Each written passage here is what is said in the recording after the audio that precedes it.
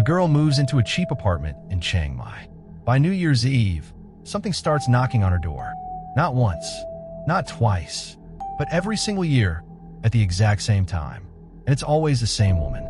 Pale skin, long black hair, knocking endlessly outside the same room. Locals say they've seen her. Some moved out the next day. Others ignored the knocking, and they were fine. But one rule is always whispered by those who know this story. If you see her, don't speak to her. Don't ask questions. Don't even say hello. Because the moment you respond, the haunting begins. This isn't a creepypasta or an internet horror story. It's a real account, aired on a popular Thai late-night paranormal radio show. What began as a simple call-in soon became one of Thailand's most infamous supernatural cases. So if you're brave enough to listen, sit tight. Because what happened to May isn't just terrifying, it's a warning. May was just a university student, young, broke, and trying to survive in a new city. She had recently moved to Chiang Mai for school, a place known for its peaceful temples and mountain views, not for ghost stories. At first, she found a decent apartment. It was clean, modern, safe, exactly what her parents would have approved of. But after her first lease ended, the landlord hiked up the rent overnight. And just like that, she was priced out. That's when she found it. A small, 4-story building tucked away in a quieter part of town. It was clearly older. Faded yellow walls, rusted window bars. A building that looked like it had stories to tell, and none of them had happy endings. But it was cheap. Unbelievably cheap. Just 1,000 baht a month. That's about $30. It had no air conditioning, no security guards, and no working intercom. Out front, instead of a landscaped courtyard, there was a dirt patch where some of the older tenants kept chickens in makeshift cages. Still, for a student living on instant noodles and caffeine, it was a deal too good to pass up. So she took it. May ended up renting the end unit on the top floor, the 4th. From the outside, the room didn't look like much, but it had a small balcony and a distant view of the mountains. It was quiet, almost too quiet. The first few days passed in eerie stillness. Not once did she hear a neighbor. No doors slamming. No footsteps in the hallway. No conversations leaking through the walls.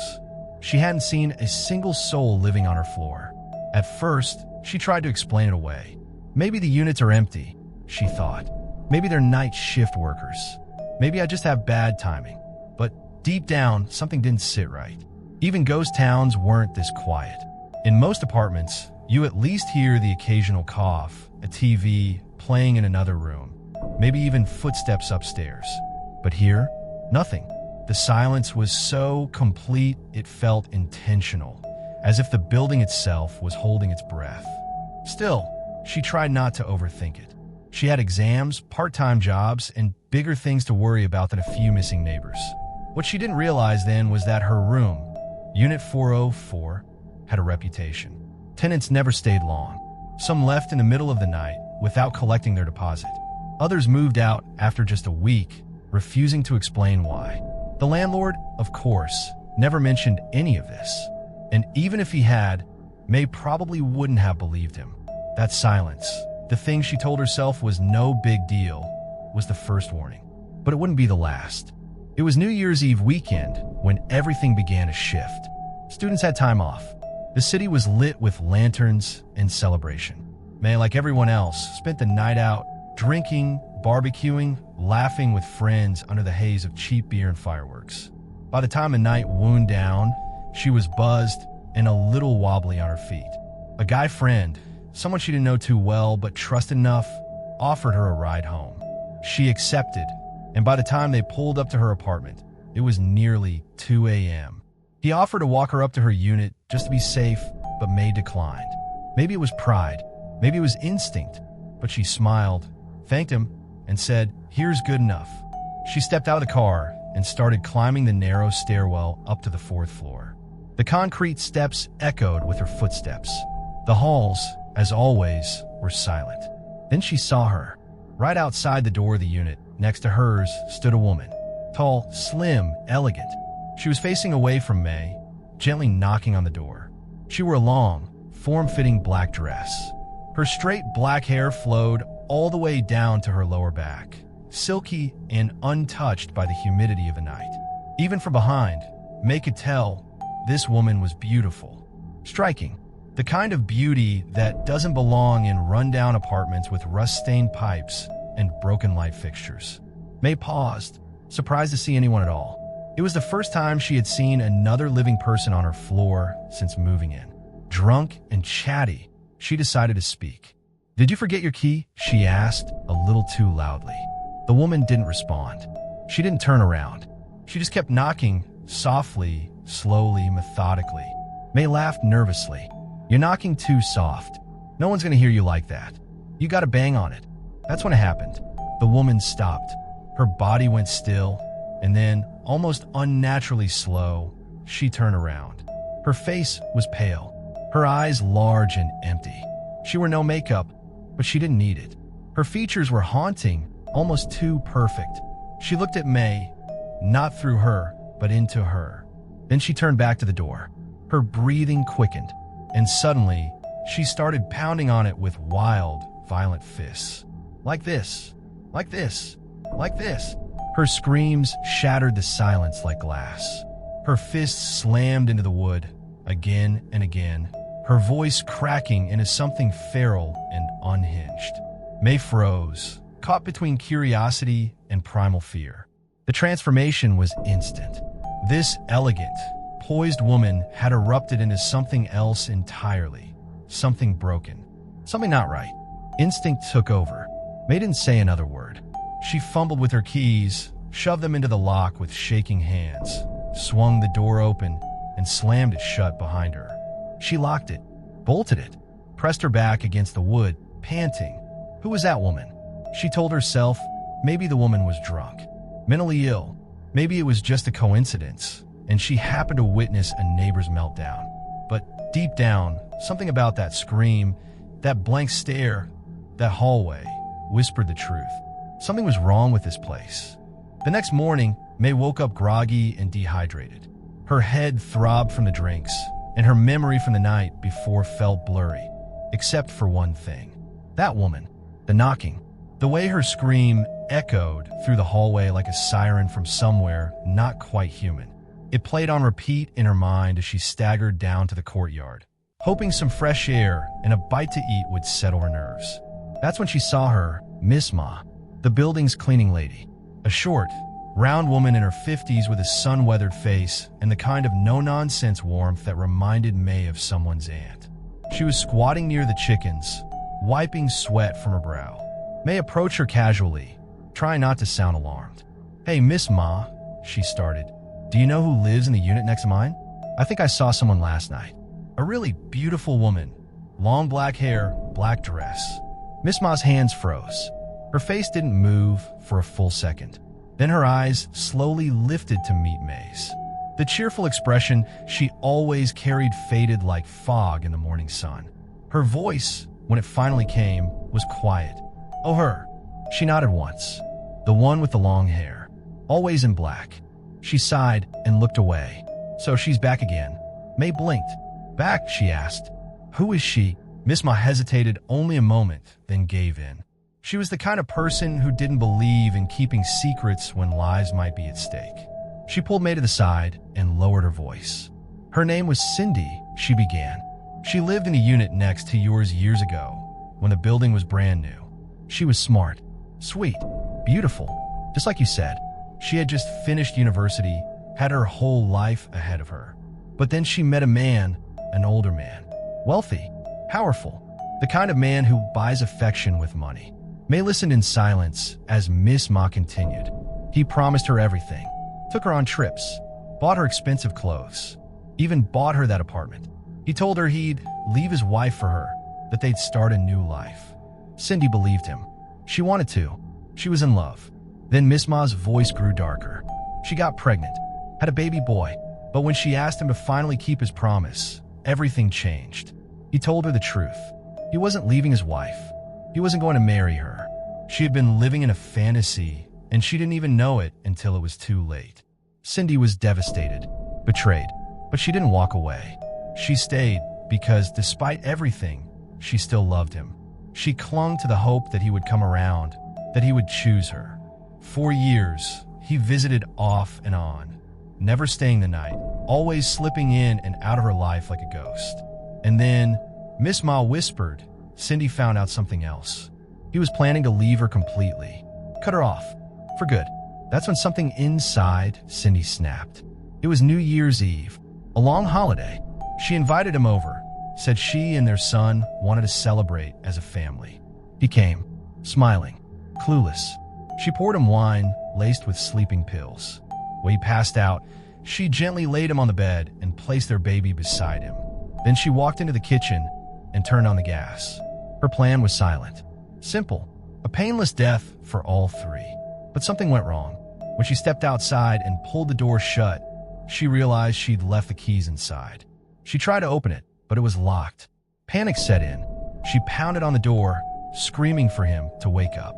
Screaming with every ounce of regret flooding into her chest. No one came. Miss Ma said, eyes fixed on the ground. No one heard her. Not in time. By the time someone checked the room the next day, the man and the baby were dead. Cindy drowned herself in the bathtub days later. The apartment has been locked ever since. No one ever stayed. The landlord stopped showing it to new tenants. But every year, every single year, around New Year's Eve, someone sees her. She knocks. Miss Ma said, her voice thin and dry. She's still trying to get back in. May stood frozen, the blood draining from her face.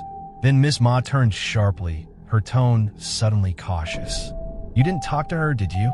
May opened her mouth, but no words came out. She shook her head. No, she lied. Miss Ma exhaled in relief. Good. Don't. No matter what. Never speak to her. Just let her knock, and she'll leave. But May had already broken that rule. May couldn't concentrate for the rest of the day. Miss Ma's words haunted her. That name, Cindy, now felt stitched in her bones. Her mind replayed the entire encounter from the night before like a broken film reel. The long black dress, the silence, the sudden rage, the knocking, and worst of all, her own voice. Did you forget your key? You have to knock louder. She had spoken to her, face to face. Eye contact, a full conversation, the exact thing Miss Ma warned against. That night, May couldn't sleep. She kept checking the hallway light under the front door. She paced her small apartment, checking the lock 3, 4, 5 times. She even stacked a chair in front of the door, just in case. It was silly, she told herself. Probably nothing. Still, she whispered a short prayer before bed. She drifted off sometime after 2 a.m. Until, bang, a single, loud knock jolted her upright. For a moment, she told herself she imagined it, that she was still dreaming. Then came the second knock. Bang, bang. It wasn't coming from the hallway like last time. Not from the neighbor's unit. It was coming from her door. The knocking was deep, deliberate, like someone pressing their entire body into each strike. May sat frozen under the blanket, clutching it like armor. Her breath was shallow. Her heart raced. She waited, hoping it would stop. Then came 3 more knocks. Bang, bang, bang. Slow, intentional, like a metronome of fear. Finally, she mustered the strength to crawl to the door. Each footstep felt like it echoed through a tomb. She peeked through the peephole. Nothing. She stared harder. Still nothing, except a hazy blur like fog glass. Then her stomach dropped. It wasn't fog. It was an eyeball, pressed against the peephole from the outside, staring directly back at her. May screamed and fell backward, crashing onto the floor. Her head hit the tile, but she barely felt it. Her body trembled violently. She couldn't breathe. She couldn't think. She just knew. She had looked into the eye of something not alive. When she peeked again, the woman was still there. Cindy, the same long black dress, the same pale face. She stepped back from the door and began knocking again, but not randomly, in a pattern. She would knock, then lean forward and stare into the peephole. Knock again, lean in again. She was trying to see if May was watching. May backed away slowly. Her mouth was dry. Her body felt like it was floating, disconnected from her own limbs. She ran, not out the door, but to her bedroom, slammed it shut, locked it, and dropped to her knees. Somewhere in her drawer, buried under socks and receipts, was a small yellow paper. A talisman. A friend had given it to her when she first moved in. Old buildings collect energy, her friend had said. If anything feels wrong, Hang this on your door. May hadn't believed in that kind of thing back then. She didn't even know why she kept it. But now, she clutched it like a lifeline and stuck it to the bedroom door, hands trembling. She didn't dare open the front door. She didn't want to see Cindy's face again. She didn't want to hear her speak. She crawled back into bed and curled up in a ball. Outside the door, the knocking continued, louder, heavier, faster, as if Cindy was trying to beat the walls down. And yet, no one else in the building reacted. No footsteps, no lights turned on. It was like May was the only one who could hear it. The banging went on for hours, and then it stopped. Silence returned like a razor-thin breath. Until, thump, from the other side of her bedroom door. Not the hallway. Inside. May didn't move. Couldn't. Her body locked in place, frozen in the darkness, as the sound of heavy pounding shook the bedroom door. The noise wasn't coming from the hallway anymore. It was inside her apartment, coming from just feet away. The very door she had sealed shut moments earlier. She stared at the talisman she'd taped to it, watching it flutter with every blow, barely clinging to the wood. The knocking was relentless. Every strike grew more violent, more furious, like fists dipped in rage, slamming against the barrier between this world and something else. The walls trembled. The doorknob rattled. It felt like any moment now, something or someone was going to burst through. May clutched her knees to her chest, whispering every prayer she could remember. Childhood ones, Buddhist ones, even ones she didn't believe in. Just let me survive the night, she begged silently. Please don't let her get in. And then, just when she thought the door would rip off its hinges, the pounding stopped. For a full 10 seconds, there was complete silence. Then came a faint sound, so faint she almost missed it. A rooster's crow. It echoed softly from the courtyard below, distant but clear.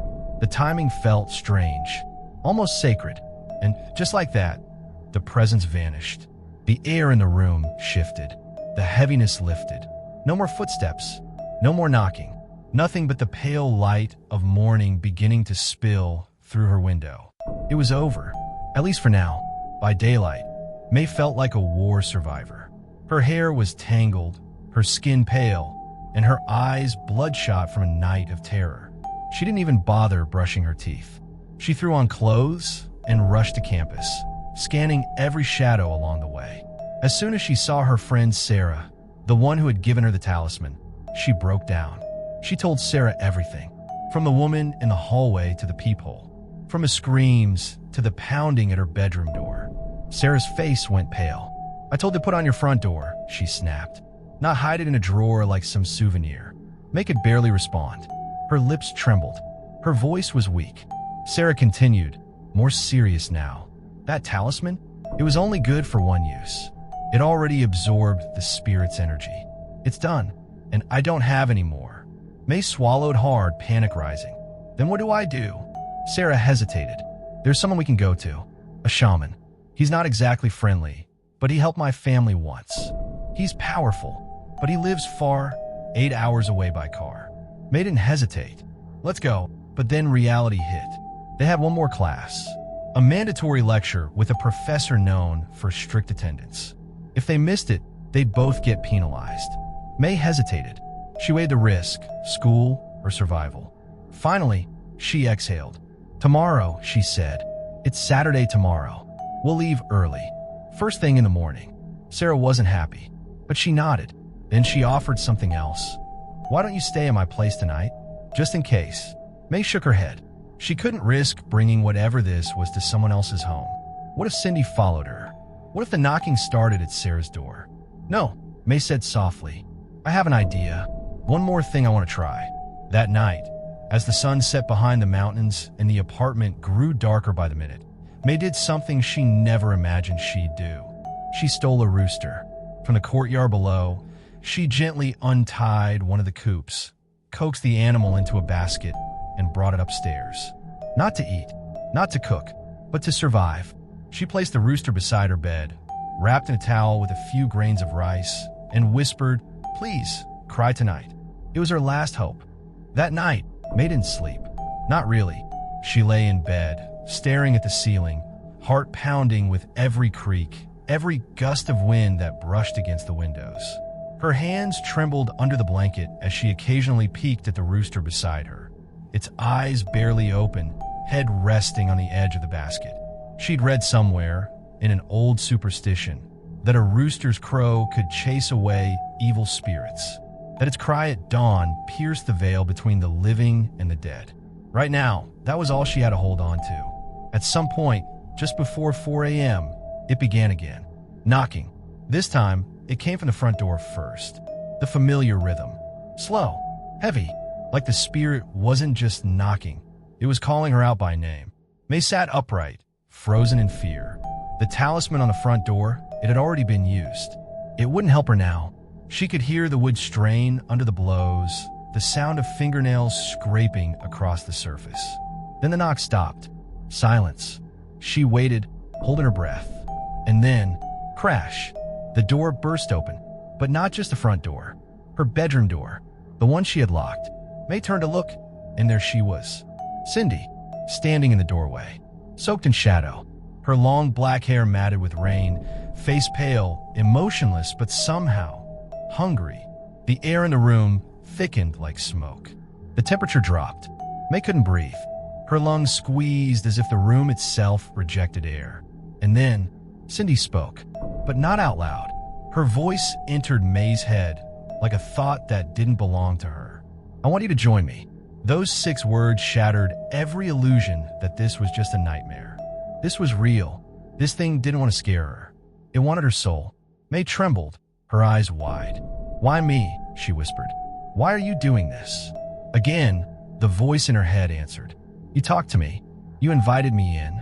The realization hit like a punch to the chest. The moment May opened her mouth in that hallway, she had opened a door far more dangerous than the one with the lock. Cindy floated closer, her bare feet hovering just above the ground. Her hands reached forward. The room darkened. May didn't scream. Instead, she reached for the basket beside her. The rooster, in a desperate burst of motion, she shook it violently. The bird cried out, a loud, high-pitched crow that echoed through the room. And just like that, Cindy recoiled. Her face twisted into anguish. Her form flickered like a dying flame. And then she vanished. Gone. May collapsed onto the mattress, soaked in sweat. Her hands trembled, her breath shallow, but she was alive. Barely. By the time morning came, Sarah was already outside in her car, engine running, eyes wide with worry. May didn't say a word. She just climbed in, clutched the rooster to her chest, and they drove. The trip to the shaman was long. Winding roads carved through jungles and rice fields, past ancient temples and roadside shrines. Hours passed in silence. Sarah drove. May stared out the window, her eyes sunken, her mind still half-trapped in the nightmare. They arrived just before 3 p.m. The shaman's house was nothing like she imagined. It was small, weathered by time, cracked paint, mismatched roof tiles, and yet it pulsed with a strange, invisible energy, as if the building itself watched those who entered. Inside, the air was heavy with sandalwood and old incense. At the center of the room stood a small wooden altar. A golden Buddha sat behind it, surrounded by offerings, folded lotus flowers, red candles, bowls of rice. Then came a voice, loud, direct, commanding. Who's in my house? If you're a stranger, leave now. Heavy footsteps echoed down the hall. The shaman appeared. He was in his 50s, barefoot, dressed in nothing more than a tattered t-shirt and shorts. But his presence was overwhelming. His gaze cut through the room like a blade. Sarah bowed immediately. Master, she said, it's me. Sarah, you helped my family before. His face softened just slightly. I remember. Why are you here? Sarah gestured behind her. It's for my friend, May. She's being haunted. May stepped forward, barely able to speak. Sarah explained everything. The knocking, the eye at the peephole, the talisman, the rooster, the voice inside her head. The shaman listened, his arms crossed, his eyes narrowing with every word. When the story ended, he exhaled slowly through his nose. I don't usually help strangers, he said bluntly. May's heart sank, but he added, because you're Sarah's friend, I will help. Once, he stepped closer to May, looked her dead in the eyes. You're very clever, he said. The rooster. That saved you. But this spirit, she is not done. He turned toward the dark hallway behind him. Come, we don't have much time. The shaman's hallway was narrow and dim, lined with wooden planks that creaked underfoot. As he led May deeper into the house, Sarah started to follow, but he stopped her with a raised hand. No, you stay here, he said firmly. You must not enter the back room. Sarah paused, confused, but not under any circumstance. His tone left no room for argument. May turned to Sarah, uncertain, but Sarah gave her a small nod. May swallowed and stepped forward, entering the room alone. The door closed behind her. Instantly, it was like stepping into another world. The air was thick, humid, and metallic. The room smelled of dried herbs, rotting wood, and something else she couldn't quite place, something old. Shelves lined every wall, stacked with jars, bones, wax-sealed scrolls, faded amulets, and strange items that defied description. Skulls, rib bones, some clearly animal, some too human. But what caught May's eye were the jars. Dozens of them, each one containing small, preserved figures suspended in murky fluid. She looked closer. They were babies, tiny, shriveled infants, some with curled fingers, others curled into a fetal position. She backed away instinctively. The shaman followed her gaze. You're looking at my guardians, he said. Spirit children, known in Thai folklore as Thong. They're not ghosts. Not really. They're helpers. May didn't respond. She didn't trust herself to speak. The shaman walked over to one jar and placed his hand gently on the glass. This one, he said, was stillborn during a full moon. A powerful spirit, loyal. He turned to May. Tonight, one of them will go with you. He moved quickly, selected a jar, scooped the tiny preserved form into a metal bowl. Then he lit a small flame beneath it, chanting in a language May couldn't understand. The air filled with smoke, thick and pungent. He added red sap, ashes, and something thick like ink, stirred them into a strange paste, and began painting red symbols onto 2 yellow talismans. One he handed to her. Put this on your front door. It seals the home. The other he held in his hand. This one you burn, but only at exactly 4 a.m. Not before, not after. He dipped his finger in the paste and pressed a red dot on May's forehead, right on her third eye. This seals your soul. As long as that mark remains, she cannot enter you. May felt a heat radiate from the spot. Her body shook. Her pulse quickened. The shaman stumbled slightly, grabbing the table for balance. Sweat dripped from his face. This spirit, she's strong, fueled by pain, hate, loss. That kind they don't fade easy. He gestured to a smaller jar near the altar. Inside was a faint silhouette of a child. This is Timmy, he said. He'll go with you tonight. You won't see him unless he wants to be seen, but he'll protect you. May stared at the jar. The child inside looked no older than 2, floating, peaceful. She didn't know whether to be comforted or horrified. You're not going home alone, the shaman said. But know this, if Cindy enters again, there may not be another chance. By the time May and Sarah returned to the apartment, rain had begun to fall in thick, angry sheets. The sky cracked with thunder. The city streets shimmered like mirrors. May pressed the first talisman against the inside of her front door. It clung there like it belonged. But the second one? The one she was supposed to burn at 4 a.m.? She couldn't wait. Her nerves were shattered. Her hands were shaking. The fear of what might return was eating away at her sanity. She burned it immediately. She watched it curl into ash in a small bowl by the sink. She thought it would help, but she had just made a terrible mistake. In her panic, she'd broken the rule. And worse, when she looked in the mirror, she saw that the red the shaman had placed on her forehead had mostly washed off in the rain.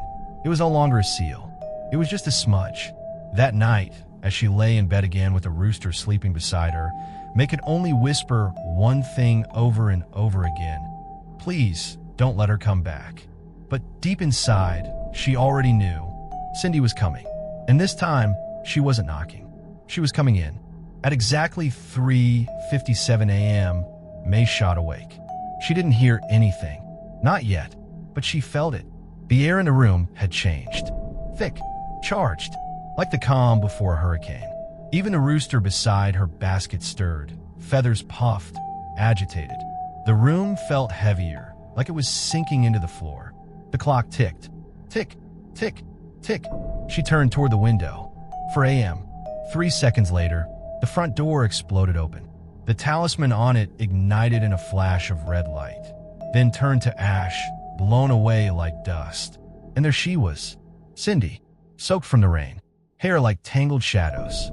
Her face more human this time, but not in a comforting way. It was grief-stricken, empty.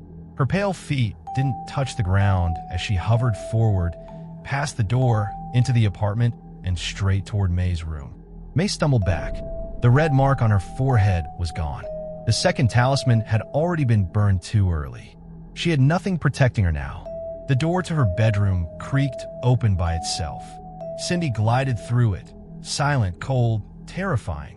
And then came that same voice, but not from Cindy's lips. Inside May's head again. You called me. Now, I'm here. May's body locked up. She couldn't scream, couldn't breathe.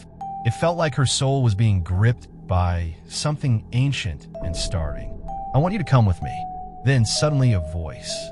Not Cindy's, a child's. Soft, gentle. No, you can't have her. May turned her head. There, standing in the corner, was a little boy. 2, maybe 3 years old. Round cheeks, barefoot, wearing a small white shirt. Timmy. He stepped between May and Cindy. There was no fear in his face, only sadness. Cindy froze when she saw him. She stared at the child for a long, aching moment.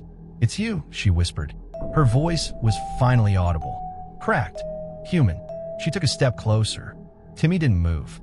Cindy's face changed. Her eyes widened. Her knees buckled. She collapsed. It can't be you. May looked between them, confused, trembling. What was happening? And then Timmy spoke again, his voice calm, but heavy with something deeper than any child should carry. That night, I was going to tell you. I had already signed the divorce papers. Cindy gasped. Her face went pale, not with fear, but regret. I was free, he continued. We could have been together, for real. You just had to wait one more day. May's heart stopped. Timmy was the reincarnated soul of Cindy's lover. The very man she had poisoned. The very man she had locked inside the apartment with their child. Cindy collapsed to her knees, sobbing. I didn't know. I didn't want to hurt him. I changed my mind. I tried to unlock the door. I swear I didn't want it to end that way. Tears streamed down her face. Her long hair clung to her skin. Her body flickered, becoming more transparent with every sob. I just wanted a life with you. I was so scared. I couldn't live with the betrayal, the lies. And then I locked myself out. And the gas was already on. And you didn't wake up. And she broke. She didn't scream like before. She wept. And for the first time, May saw her, not as a ghost, but as a woman destroyed by one single mistake. Timmy walked toward her, kneeling. His voice was barely a whisper now. Our son, he's okay. He was reborn, into a good family, a happy life.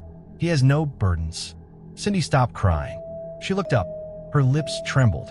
He is. Timmy nodded. He was too young to carry karmic debt. His soul was light. He got a second chance. You can too, but you have to let go. The room was silent. May stood there frozen, watching two souls finally confronting a past that had imprisoned them both for over a decade. Cindy's body grew fainter. I didn't mean to become this monster, she said. I didn't want to stay here. Timmy's smile was faint, warm, forgiving. You don't have to stay anymore. Cindy's form shimmered, then dissolved, bit by bit, like smoke caught in morning sun. She was gone, free. Timmy turned to May. He was fading too.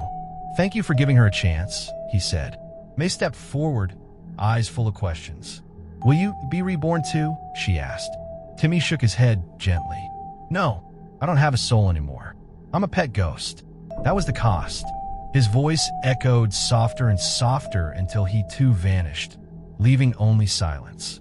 May stood alone in the room. The rooster crowed once. Then the sun began to rise, and with it came peace. Morning light filled the apartment like a warm exhale. The rain had stopped. The air no longer felt heavy. For the first time since moving in, May wasn't holding her breath. She stood at the window, watching the courtyard below. Chickens wandered freely again. The world had returned to normal. Ordinary. Almost too ordinary. If it weren't for the ashes still in her sink, the smudged red mark on her forehead, and the memory burned into her bones, she might have thought it had all been a bad dream. But it wasn't. She knew that now. She carefully gathered the small basket, carried the rooster down the stairs, and returned it gently to the courtyard pen. As she walked back up to her unit, something felt different. Lighter, like the building itself had been holding onto a secret and finally let it go. Sarah picked her up later that day. The two drove in silence, not because there was nothing to say, but because there was too much. Eventually, May spoke. "Do you think the shaman knew?" Sarah glanced at her. Knew what? That Timmy was him. Her voice shook with the weight of the question. The timing, the reincarnation, the fact that of all the spirit children the shaman kept in jars, Timmy had been the one assigned to her. Sarah was quiet for a long moment, then finally said, "I think shamans don't believe in coincidence." Neither did May.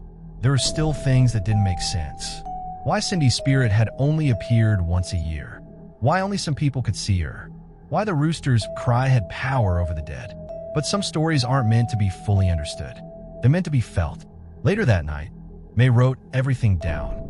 Every detail, every voice, every knock. She didn't want to forget. Not because she needed to remember it, but because someone else might need the warning. She ended her story with just a few words. If you ever move into an apartment that feels too quiet, pay attention. If you ever see a woman knocking on a door in silence, don't speak. And if you do, keep a rooster close. You might need it. Final message. There are many types of spirits in this world. Some filled with anger, some looking for revenge. But others are simply trapped by guilt, by pain, by the moments they wish they could undo. Sometimes they just want to be heard. And sometimes they just want to go home. But tell me this. If you were May, would you have spoken to her? Let us know in the comments. And remember, some ghosts aren't born. They're made.